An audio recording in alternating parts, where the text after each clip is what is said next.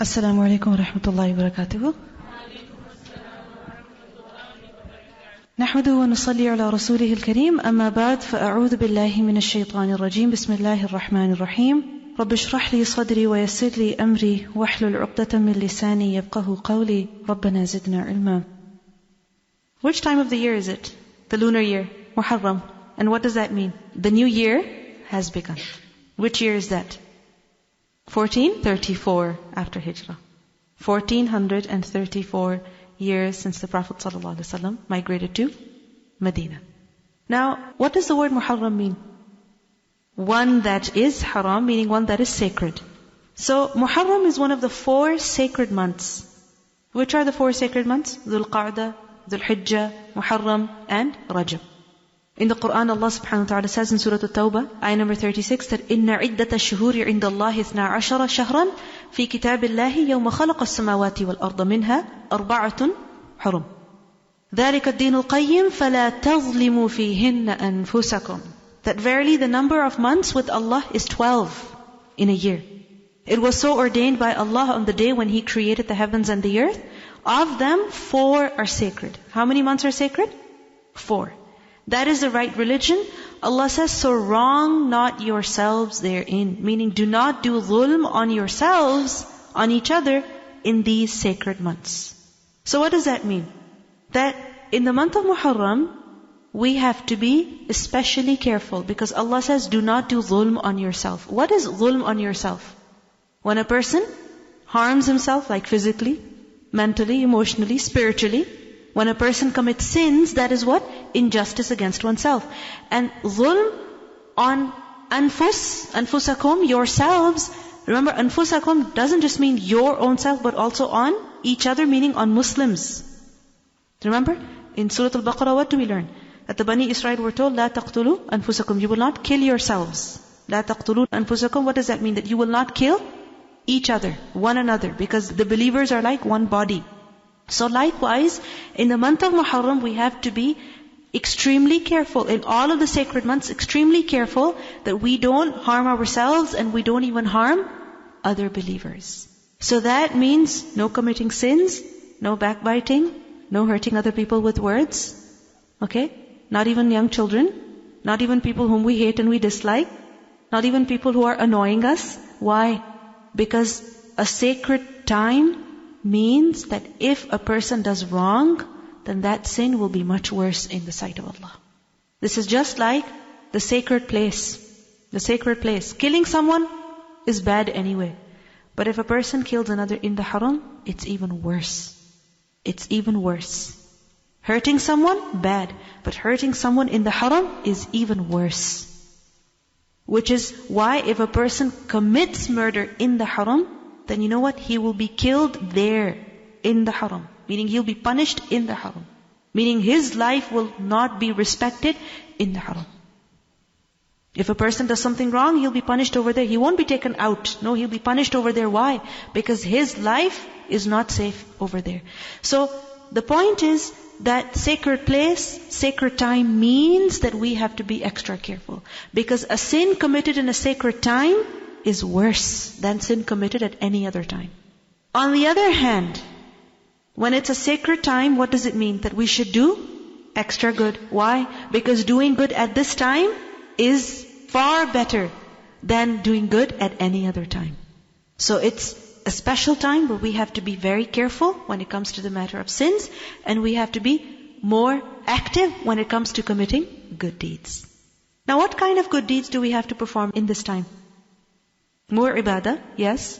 Amongst the different acts of worship, which one should we give special importance to at this time? Fasting, yes. Reading Quran, praying nawafil. We discussed that when the month of Dhul-Hijjah came. So doing all of that, yes, but especially fasting. Why? Because the Prophet ﷺ encouraged it. Abu Hurairah radhiyallahu anhu, he said that the Messenger of Allah ﷺ said, the best of fasting after Ramadan is fasting Allah's month of Muharram. This is in Sahih Muslim. The best time to fast is which time of the year? The month of Ramadan. After that, the best time to fast is the month of Muharram. This is Allah's month, the month of Muharram. This is a hadith in Sahih Muslim.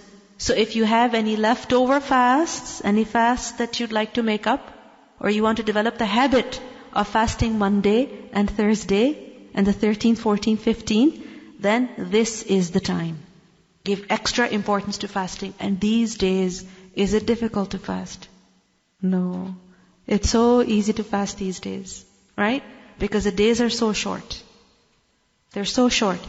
You just have to skip your lunch, right? And have an early dinner. And that's it. So you can easily fast in these days. And remember that this is the best time of fasting after the month of Ramadan. And especially fasting on the 10th of Muharram, the Ashura, the day of Ashura. Ibn Abbas radhiyallahu anhu said that the Prophet ﷺ came to Medina and saw that the Yahud were fasting on the day of Ashura. And he said, what is this? Meaning, how come you fast on this day? They said, this is the day when Allah saved the Bani Israel from their enemies. Meaning, this is the day when Fir'aun was drowned and we escaped. So Musa a.s. fasted on this day. It was his habit to fast on the 10th of Muharram. So the Prophet ﷺ said, we have more right to Musa than you. Meaning, you follow Musa a.s., we have more right to follow Musa a.s. So he fasted on that day and also commanded the Muslims to fast on that day. In another hadith, we find out that the Prophet ﷺ intended to fast on the 9th of Muharram as well. Why? To be different from the fasting of the Jews. But by the time the next year came, the Prophet ﷺ had passed away. So it's best that a person fasts on the 10th and he also fasts on the 9th. So 9th and 10th. That would be masnoon. Is there any benefit? One is that, okay, you're following Musa a.s., you're being grateful for the favor that Allah bestowed on Musa a.s. on the Bani Israel. Any other benefit to fasting on the 10th of Muharram? Your sins are forgiven. Which sins? We learn from a hadith, the Prophet ﷺ said, for fasting the day of Ashura, I hope that Allah will accept it as expiation for the year that went before. So the past year, the sins of the past year will be forgiven, inshallah. This is a hadith in Sahih Muslim. Ibn Abbas radhiyallahu anhu said, I never saw the Messenger of Allah sallallahu alaihi wasallam so keen to fast any day and give it priority over any other day than this day, the day of Ashura. Meaning he would make a point to fast on this day. And we learned that one of the female companions, she said that we would fast on the day of Ashura, even after the fasting of the month of Ramadan had been made obligatory. And we would make our children fast as well. She said that we would make our children fast as well. And we would distract them with toys made of wool. And when anyone felt hungry and wept for food, we gave them these toys until it was the time to break the fast. So we see that it was very common amongst the Muslims that all people would fast, even those who would not usually fast. So for example, a woman could be expecting, another could be nursing. And if for those reasons you're not fasting these days, make a point to fast on this day. Right? And likewise, there are children, who are capable of fasting. I remember one sister told me that she has been fasting since she was 6 years old. Since she was 6 years old, she said she has been fasting. Subhanallah. So, 8-year-old, okay, 9-year-old, 10-year-old, if not a 6-year-old. But give it a try, especially now that the days are so short. And remember that in the month of Muharram, it is not masnoon to prepare any particular type of meal on the 10th. Nor is it masnoon to hold big gatherings for that purpose. Nor is it masnoon to mourn and lament over the death of the companions, the death of certain individuals from the family of the Prophet ﷺ. Why? Should we not do that? Should we not mourn their death? Why not? Mourning is for 3 days, and those 3 days are long gone. Okay? And mourning is for who? For the immediate relatives. And we are not their immediate relatives. And then we see that, why does a person mourn? Why? He feels sad over their loss, that we have lost them. They're not amongst us anymore. Okay, but you know what? Even if nobody killed them, still they would be dead by now. Right? So there's no point in you mourning over their loss. If you're sad about what they suffered, yes, you are sad. What they suffered was very tragic. But take comfort in the fact that they are in a much better position. What does Allah subhanahu wa ta'ala say concerning the shuhada? بَلْ أَحْيَاء عِنْدَ رَبِّهِمْ يُرْزَقُونَ فَرِحِينَ بِمَا آتَاهُمُ اللَّهُ مِنْ فَضْلِهِ. They're happy where they are, they're rejoicing, so you don't need to be sad. And when a person mourns over the dead, then that will be a source of punishment for him. For who? For the one who mourns. Because the Prophet ﷺ said, he is not from our group who slaps his cheeks, tears his clothes, and cries in the manner of the people of Jahiliyyah. So this is not masnoon. Now, this year, the Ashura is on which day? Friday or Saturday. Those who follow the local moon sighting, for them it will be on Saturday. In a hadith we learned the Prophet ﷺ said, do not fast on the day of Saturday except that which has been made obligatory upon you. And if one of you does not find except a bark of a tree, then let him chew it. In another wording, the Prophet ﷺ said, let him swallow it. The narrator of the hadith, he said that the one who fasts on Saturday is like he who neither ate nor kept a fast. Meaning he goes hungry without the reward of fasting. Because the Prophet ﷺ clearly said, do not fast on Saturday. And he said that if you can find only a bark of a tree, then eat that. Meaning take whatever measure you can in order to ensure that you are not fasting on that day. The reason behind this is that Saturday is a day of veneration near the Jews. So in order to differ from them, the Prophet ﷺ told us not to fast on Saturday.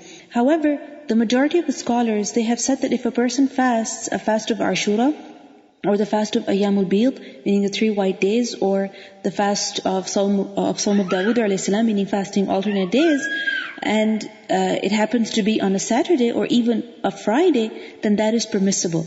Because the person is not fasting because of the day being Friday or Saturday, but rather he is fasting due to the day being Ashura or Arafah. So at the end of the day, it's about the intention. As well as this, according to the majority of the scholars, the fasting of Saturday is prohibited when a person singles out the fast of Saturday. If a person fasts on Saturday along with another day such as Friday or Sunday, then that is permissible. And this is because of the hadith of Zubair radiallahu anha, where once the Prophet ﷺ came to her on a Friday and she was fasting, and he asked her, did you fast yesterday? Meaning Thursday, and she replied no. And he asked her that, do you intend to fast tomorrow? Meaning Saturday. She replied no.